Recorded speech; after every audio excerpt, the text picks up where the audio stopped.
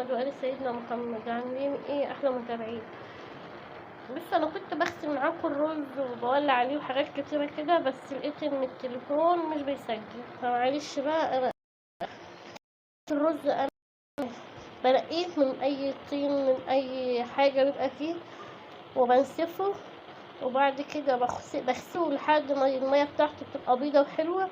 بعقده العقد اللي هو لو رز في رز بيقبل ميه، او هو عقله من الصبع، ولو هو بيقبل ميه هتزودي شويه.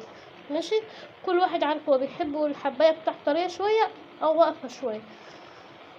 وبعد كده اما هو بيبدا يغلي كده ببدا النار.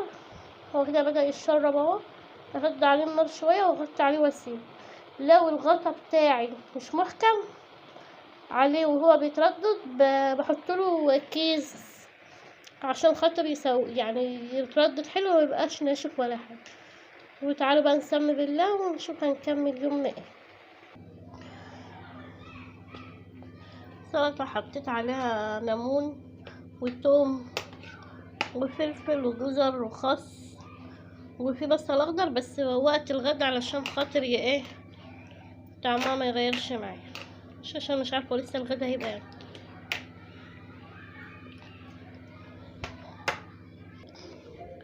دي السمك البسارية بعد ما طلعته من الحدوق،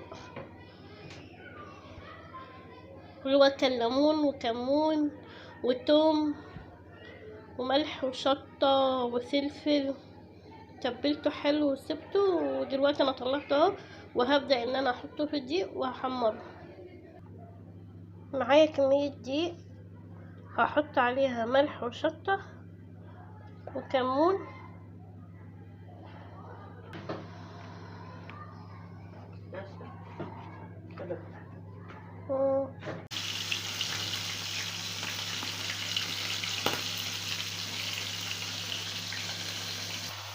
السمك ده يا جماعة بيتسمى بجمبري الغلابة، يعني هو نفس عشان بيتاكل كله ببعض، بس بتشيلي منه الراس وتبقى سهلة وبتاكلي.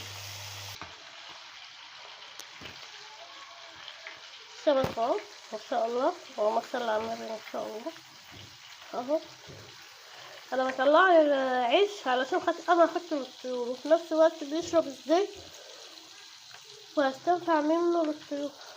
شوفوا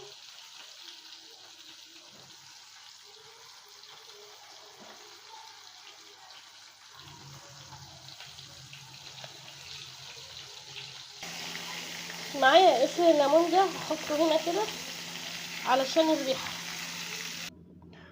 كده بقى انا عملت على قد اللي هيتغدى، بطاطس محمره ورز وسلطه وسمك، بصل ده ماما زرعاه قطعت منه كده. يبقى يوم معاكم خلص، او غدا معاكم خلص، حاجه على قد الايد كده وحاجه بسيطه.